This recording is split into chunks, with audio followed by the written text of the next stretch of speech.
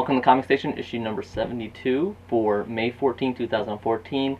And I'm going to start off with a title from DC Comics, and this is a mini event.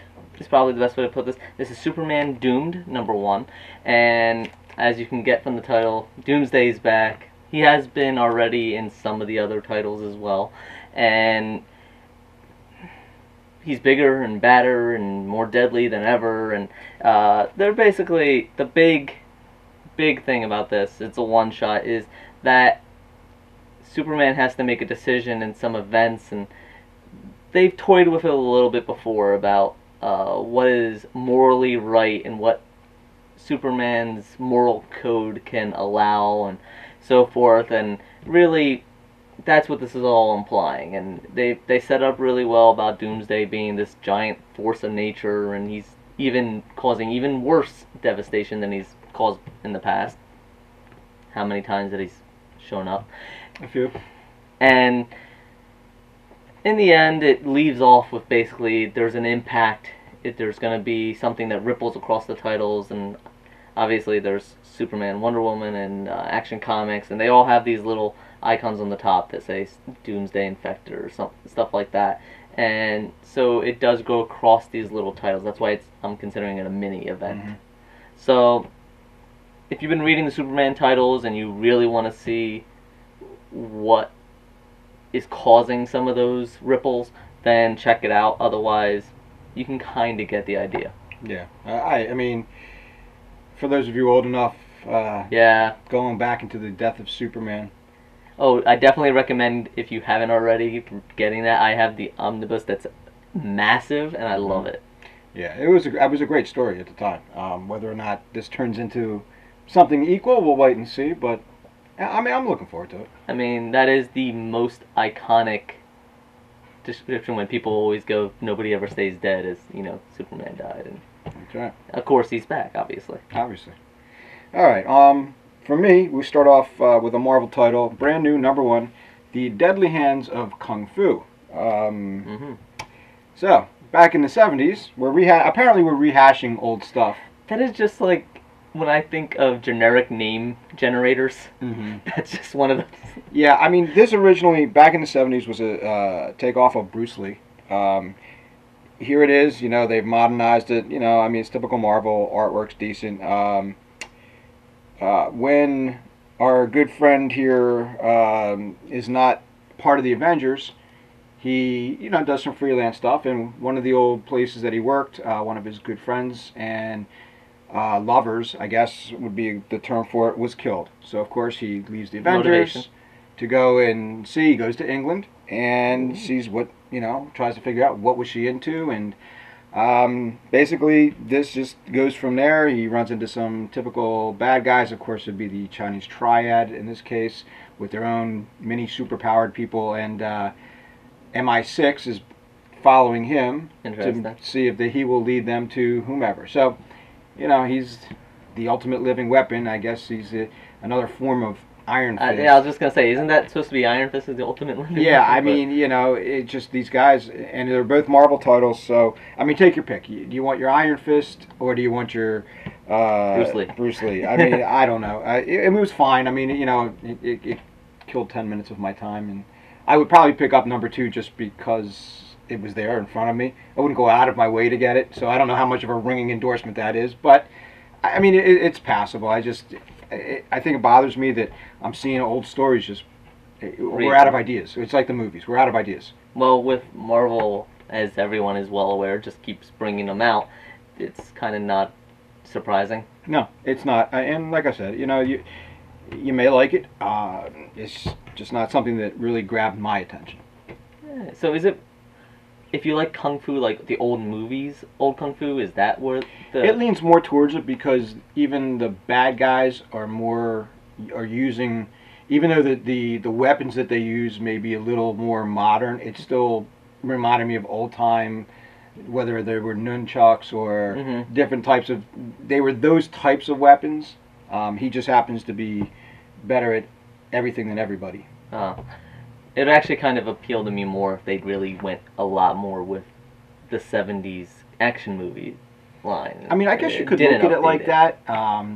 Yeah, but if they updated it, that takes away what I was kind of hoping to see. Yeah, Some of the corny it's a little bit above Bruce that. Lee movies. I like the Bruce Lee movies. Yeah, oh yeah, absolutely. So.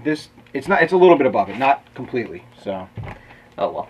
And we're just gonna do 2 quick mentions. Is Tales from the Con from Image Comics Year 1, and basically it's a bunch of Sunday comics, strips, funnies, however you want to call them, put into a comic book form. There's some that are pretty good, and then there's some that are grown worthy, like it's tried and true, the old joke of never call for a doctor at a con, and then they show a whole picture of all these Doctor Who's, and stuff like that, and some a little better than others. And it's cute, it's funny. I don't know if the medium was best for it, but it's funny. Okay. Yeah. And then another number 1. We actually did the number 0, but again, this is a number 1, Justice League United. As we mentioned before, with the number 0, it's Justice League in Canada. You got Martian Manhunter, Power Girl, so forth, and they're continuing the story. It does progress the story of the 0 a little bit further, but not quite to a place that really grabbed me and said, oh, I need to pick this up. If you didn't read 0, this might also like leave you a little disconnected. Yeah, I don't know where they're going with this. I'm not sure that it's really worth the printing, but yeah, and it's kind of weird that the 0 really does seem like required reading for this, and normally 0s are standalones, whether they're before number 1 or later catching up or whatever, however you use 0s. But either way, you're usually not required. In this one, it actually made a lot more sense since I did read the 0. I'm afraid people that read just the 1 aren't going to get it very well. And 2, like I said, it left me off in a place where it progressed again, but it didn't go anywhere. At least interesting to me. So if you didn't read the 0 and you're not invested already, it's not a particularly good number 1. Okay, well on that note, we're going to move on to Icon, which is a smaller, it's actually Marvel, and this is United States of Murder, Inc. This one actually looks interesting. It is. I personally, I thought that Michael Bendis did a good job. It was a little, the way it was laid out was a little disjointed, I thought. I'm not a huge fan of Michael Oeming's artwork, but I mean it's like Powers in a lot of ways. The basic premise is the United States has been kind of sectioned, and what we consider the mafia owns part of the country. And this young man who becomes a made man by the mafia has to travel to Washington outside of their safe zone. Something really bad happens, and he comes back, and then he finds out a whole bunch of surprises that he really wasn't expecting. And I will not spoil it for you. When you get towards the end, it takes a complete twist. So, in any event, it was definitely, I mean, I'll definitely pick up the second one to see where it goes. Yeah, I mean, it's kind of funny that of the titles, this one, even being slightly more than mediocre, is still... Yeah, I mean, it didn't thrill me. Yeah. This was kind of a meh, kind of a week. Well, I like Oeming's artwork occasionally, and Michael Bendis has done a lot of good work. So we'll see how well this hit or miss. It even has from the creators of Powers on the front, just in case you weren't fully aware. So they're really counting on that a bit, going on the names a bit, but yeah, it's typical Bendis. I mean, sometimes they take a while to get going. Yeah, and like I said, this one was a little confusing at first the way it was laid out, but it was, at least out of the 2 that I've read, it was, I thought, much better than the Kung Fu. Yeah, fair enough. And our statue for today, because Doomsday and some of the characters from other Superman titles do show up, is Wonder Woman. So we have the Wonder Woman statue. This is a collector's edition. This is out of 5200, and